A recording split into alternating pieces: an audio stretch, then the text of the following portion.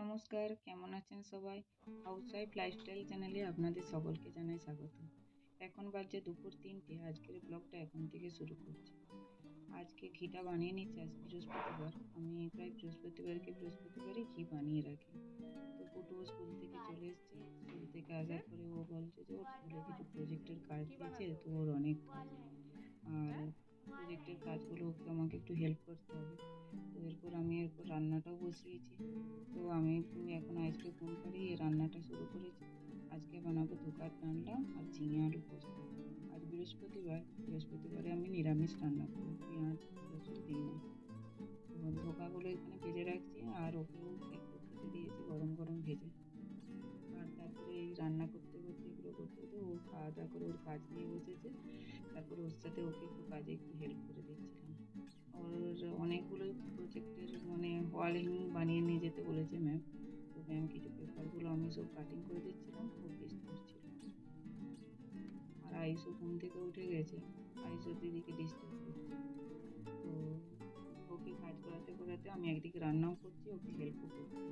তো আইকে ওই যে ধোকার ডালনাটা বানাবো, এমনি সামান্য একটু আদা বাটা দিয়ে আর একটু হলুদ লঙ্কা জিরে সব রকম একটা মশলা গুলে ওর মধ্যে দিয়ে দেবো। দিয়ে একটু ঘি গরম মশলা দিয়ে তারপরে একটু ওকে ভাজা যে ধোকাগুলো আছে এগুলো দিয়ে তারপরে ঢাকা দিয়ে দেবো। আর এখানে আমি পোস্ত বানাবো, পোস্তটা বেটে নিচ্ছি। আর আয়ুষ আসছে একটু করে পোস্ত এই দেখছেন দোকানগুলো যে ভাজা আছে ডালের, তো সেগুলোকে একটা করে নিয়ে টিফিনতে চলে যাচ্ছে। আবার নিজেও একটা খাচ্ছে, দিদির জন্যও নিয়ে যাচ্ছে। আর এখানে এটা জল ঢেলে দিয়েছি মশলাটাতে। তো জলটা একটু মশলাটা ফুটে উঠলে তারপরে ধোকাগুলো দিয়ে ঢাকা দিয়ে নামিয়ে দেবো। আর একটু ঝিঙেগুলো কেটে নিচ্ছি। এখন প্রায় 5:30টার মতো বেজে গেছে। একটু পরেই ওর বাবা চলে আসবে। তারপরে পরে চা খাবো। তারপরে ওদেরকে নিয়ে বাড়িতে যাবো। আর এই ঝিঙেগুলো আমি বাড়ির থেকে নিয়ে এসেছিলাম। আর নেই, এই কটি ছিল, তাই ভাবলাম আজকে একটু ঝিঙে আলু পোস্ত করে নিই। এখানে এত সুন্দর ঝিঙে পাওয়া যায় না। এই ঝিঙেগুলো খুবই নরম ছিল। দিয়ে ওর বাবা অফিস থেকে আসার পরে একটু মুড়ি মেখেছিলাম আর চানাচুর আর কলাই ভাজা আর একটু আমের তেল দিয়ে মুড়ি মেখে তারপরে চা খেয়ে যাবো সবজির বাজারে। আজ ওদেরকে পার্কে নিয়ে যাবো না, কেননা আজকে বাবা অফিস থেকে আসার সময় কিছু সবজি নিয়ে আসেনি। আমার গেটের সামনেই বাইরে একটা সবজির বাজার বসে, ওখান থেকে কিছু শাক নিয়ে আসবো। তো আয়ুষকে দুধ খেতে দিয়ে দিয়েছি, ও দুধটা খেয়ে নিই। আমি আয়ুষকে নিয়ে যাবো আর দুটো ওর বাকি কাজগুলো ওর বাবার কাছে কমপ্লিট করে নেবে।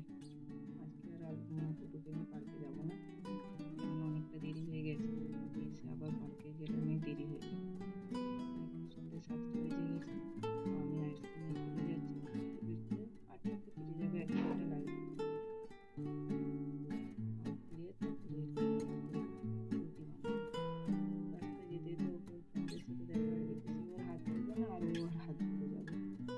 তো বেশি দূর না, মেন গেটের বাইরেই সবজির বাজার। তো এক্ষুনি চলে আসবে। অনেকদিন সবজির বাজারে যাওয়া হয়নি। আজকে যাচ্ছি মেনলি শাক আনতে।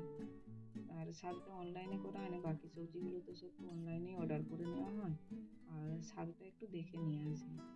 আর শাক আজকে বৃহস্পতিবার, শুক্রবার শনিবার রবিবার আমি এগুলোতে শাক শুক্তো এগুলো বানাই।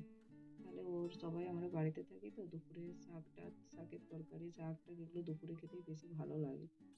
আর বাজারে তো বাজারে এসে দেখছি প্রচুর সবজির দাম। এখন ভালো সেরকম সবজি নেই, কারণ বৃষ্টির জন্য অনেক জায়গাতে সবজি নষ্ট হয়ে যাচ্ছে। তো টুকটাক কিছু সবজি নিয়ে নিয়েছি, নিয়ে এরপর বাড়ি ফিরে চলে যাবো। বাকি যেগুলো দরকার আর সেগুলো সব অনলাইনে অর্ডার করে দেবো। আর আয়ুষ সবজির বাজারে এটা নাও ওটা নাও, অনেক এটা চাই ওটা চাই দেখে খুবই হাতে দুটো হচ্ছে সজনে ডাঁটা নিয়ে ফিরে আসছে। ওগুলো আমাকে নিতে খুব ভারী লাগবে, তো তাই ও আমাকে হেল্প করছে। সবজি নিয়ে চলে এসেছি। এগুলো এখন সবজিগুলো ধুয়ে জল ঝরতে দিয়ে দেবো, আর শুকনো হলে সকালে তুলে রাখবো। না ধুয়ে আমি ফ্রিজে সবজি তুলে রাখিনি। চলুন আজকের মতো ভিডিওটা এখানে শেষ করছি। এরপর রুটি বানাবো। এখন প্রায় 8:30টার মতো বেজে গেছে। আয়ুষকে